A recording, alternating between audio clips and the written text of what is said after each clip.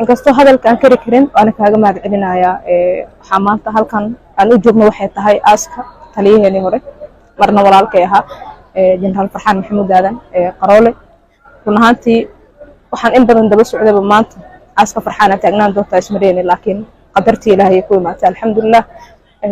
run ahaantii farxaan markii la dhahaayo dadka badi ay ka wada dharagsan yihiin tani markii geeridiisa la shaaciyey social media ayay taalay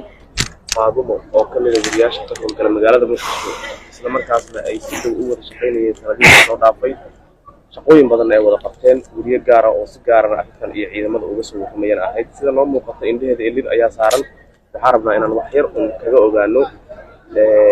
farxaan fahantiisii iyo waxa ay ka taqaano maadaama ay shaqo wadaag ahaayeen faadumo soo dhawow cali waa mahadsan tahay inkastoo hadalka aan kari karin waana kaaga mahad celinayaa waxaa maanta halkan aan u joogno waxay tahay aaska taliyaheenii hore marna walaalkay ahaa jenaraal farxaan maxamuud aadan qaroole run ahaantii waxaan in badan daba socdaba maanta aaska farxaan aan taagnaan doontaa ismareeni laakiin qadartii ilaahay ku imaatay alxamdulilah run ahaantii farxaan markii la dhahaayo dadka badi ay ka wada dharagsan yihiin tani markii geeridiisa la shaaciyey social media ayay taalay waxa uu ahaa shakhsiyadiisa dee nin dabeecadiisu ay furan tahay aadna ugu xildheereeyay arrimaha ciidanka booliiska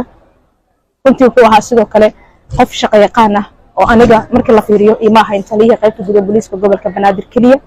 wuxuu ii ahaa walaalkay qodob garab ii ah miisaanna ii ahaa oo dadkana iiga duwanaa run ahaantii abidna aan arkaynin qof asiga la mid ah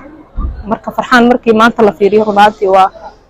bal madow ayay noo tahay annaga oo qof muhiim ah iyo xubin muhiim ah ayaa naga baxday farxaanna waxaa dhihi karaa de maanta